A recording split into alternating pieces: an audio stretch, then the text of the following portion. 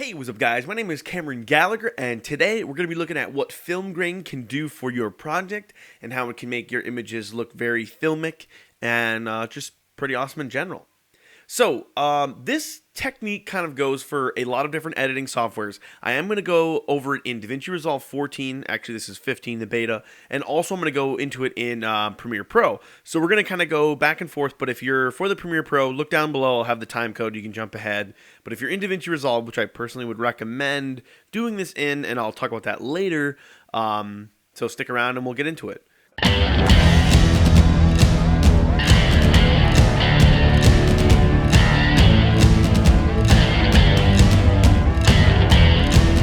So as odd as this sounds, but there's a ton of grain, film grain out there that you can buy, you can get for free.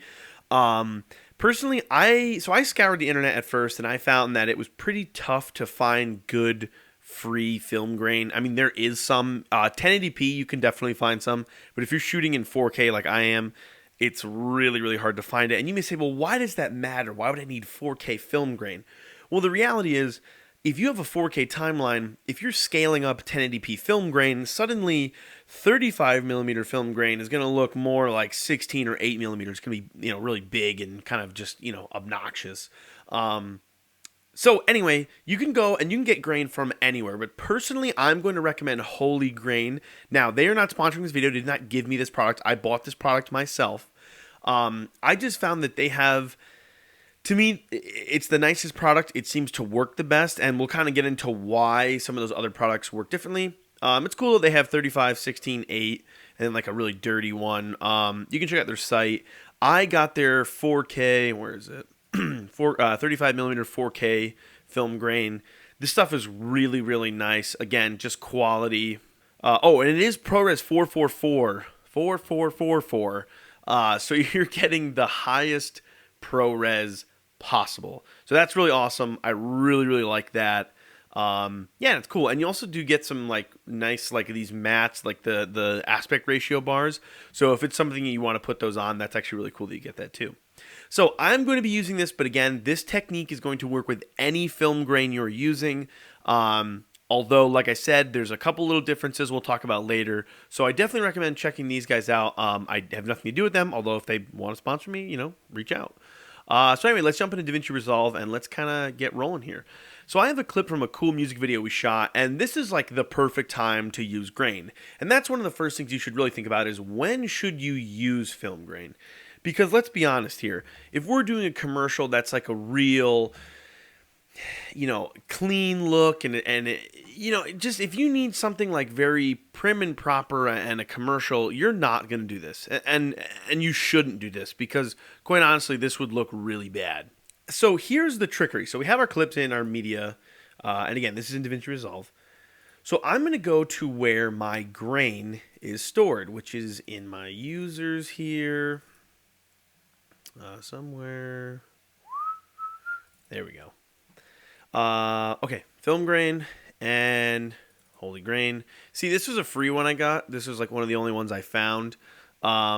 It's not bad, but I'll kind of explain why. So we're going to go into the 4K. I'm going to grab the first grain, which is by far the cleanest. And again, this is really nice ProRes, plays back very nicely, and it's just good stuff. But instead of clicking and dragging like we normally would a clip, we're going to actually right-click, and we're going to do, where is it? Add to media pool as matte. And that's very important because what that's going to allow us to do is add this in a slightly different way than you normally would. And again, in Premiere, we're going to do this very differently. So, of course, if you're a Premiere user, this is going to be very different. But in this case, we're going to make sure that we right-click and add this as a matte. So let's go into our edit, and what we'll do... So we'll drop those clips in. Now, we are not going to drop those two, we're not going to drop that grain clip in because, again, we're going to do this in a very special way. So our clips are in there. We're going to click on color. And then what I want to do is I want to do kind of a basic color correction of these just so you can really see sort of what it does and what it can make a difference on. So I'm going to click Alt-S because I am going to add a LUT. Now, I'm actually using the Triune Films Western LUT pack. Again, not paid by them, but Just awesome stuff. I liked this good, bad, and the ugly. And of course, in Davinci Resolve now, the LUT browser, you can go to LUTs, apply to current node. Very cool.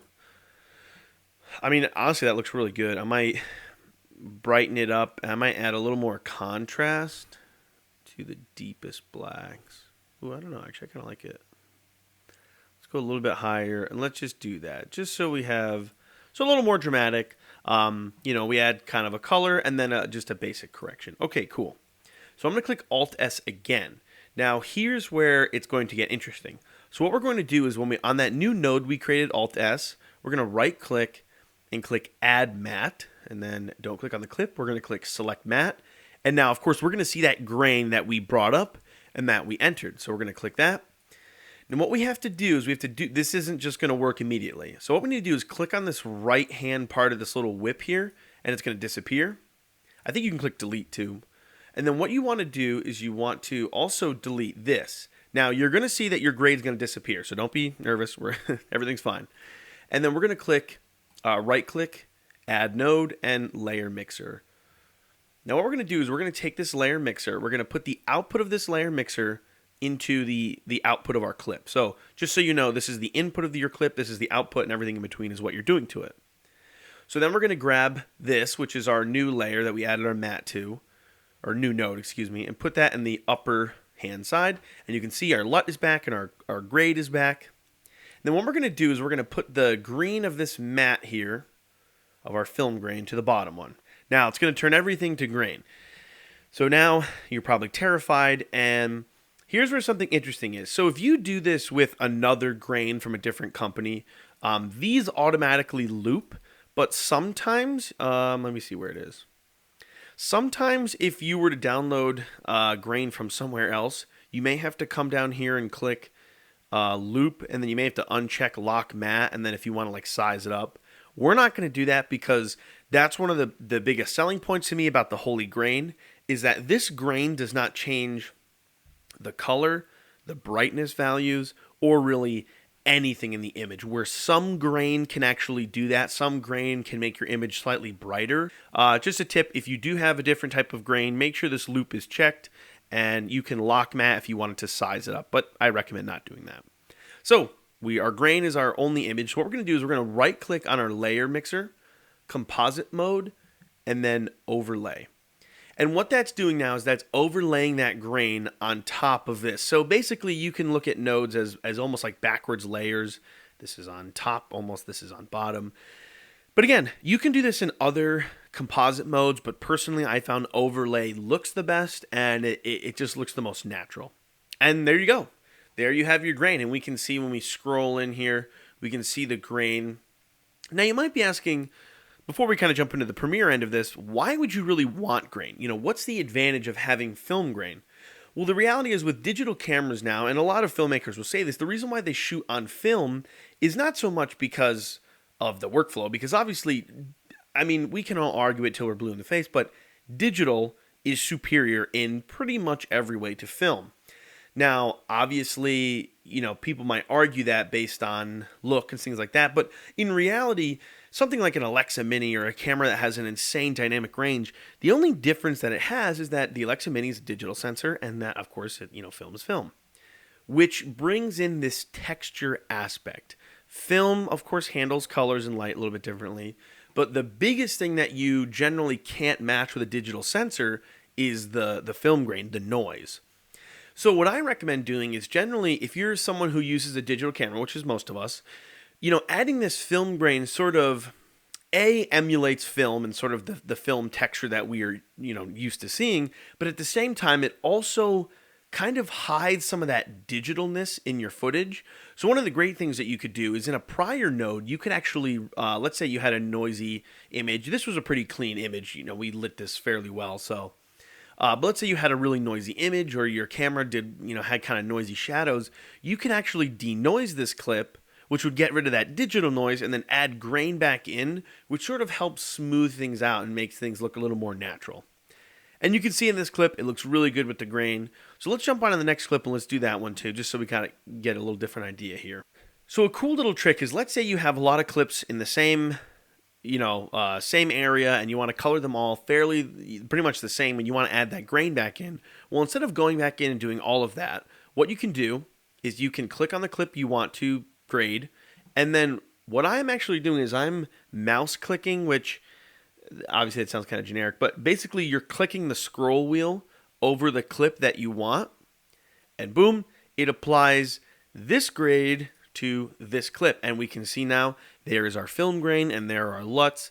Now, obviously, like let's say if you wanted to change the values of this, let's say I wanted this a little bit more contrasty, which I kind of do, we could go in and do that. So that's kind of the nice thing about keeping things separated in their nodes, is that you can apply all of these really quickly and then go back and change them for each one. So that way you're quickly moving your film grain in and out. And we can kind of see this clip before the film grain.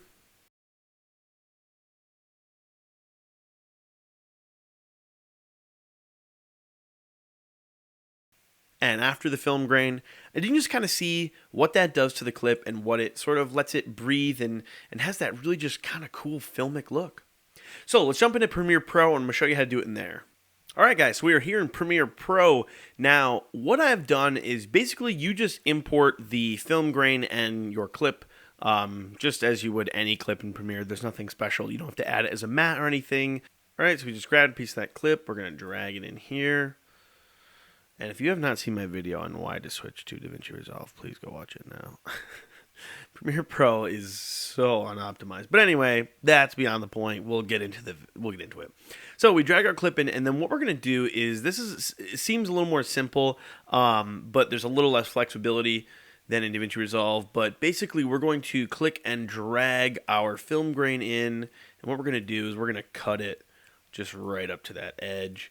And the one nice thing about this workflow is that basically you don't have to, you can drag it across any clips you want. You don't have to, go section by section. But anyway, of course, we're going to drag it on top of our clip, and we can't see anything, but that's fine. We're going to go into Effects Controls, and we're going to go drop down our opacity, and we're going to see Blend Mode. And in Blend Mode, we are going to change it to Overlay. And boom, there we go, film grain. So again, kind of the same idea. The difference is this is directly overlaying clips. There's a slight luminance shift. We can see that it gets slightly brighter. Now granted, that's not a huge deal. It's not a big, difference. But again, we have a little more flexibility with the matte in post. But again, that's how you do it in Premiere Pro. And you can see it looks really cool. And of course, we could go in and we could color this. We'd probably want to put in a LUT. That's a little much, so we could tone that back slightly. Cool. So yeah, you can see now that we can, with and without grain. And you can just see that grain just adds so much to the shot. It just adds this little extra character. And I think it's just really cool. And I definitely say, choose the project wisely. Don't throw grain on every project for sure. But definitely has this really nice filmic, nostalgic vibe to it. And I think it's really awesome, and it can really help out your project, especially like in this case where we're going for this kind of old school Western-y vibe. I think it just works out really, really cool. So I hope you guys enjoyed this video. I'm going to leave a link down to the Holy Grain below. Like I said, it is not an affiliate link or anything at all, so don't think I'm giving you any sponsored stuff. I'm going to leave a link to some other grains. There's also Rocket Stock Emulsions, which is a cool grain pack, a little more expensive. There's Gorilla Grain, so I'm going to leave those all down below. You can kind of choose what you like. Personally, I like the Holy Grain. But of course, you can check out whatever you guys want. And in case you guys are wondering, there is going to be some more behind the scenes coming on this music video. We use the Quasar Science Q LED lights to light the entire thing. It was all shot in the GH5 with Sigma Art Series lenses, so I'm really excited to kind of talk about some of the behind the scenes and how we shot that, and that's going to be coming up probably in the next month, maybe 2 months, when the video releases, so we can show some more stuff. But I hope you guys enjoyed this video, and be sure to follow me on social media, especially on Instagram. I post a ton of cool behind the scenes pictures and stuff like that on there. It's Cameron96G, so be sure to follow me there, and I will catch you guys later.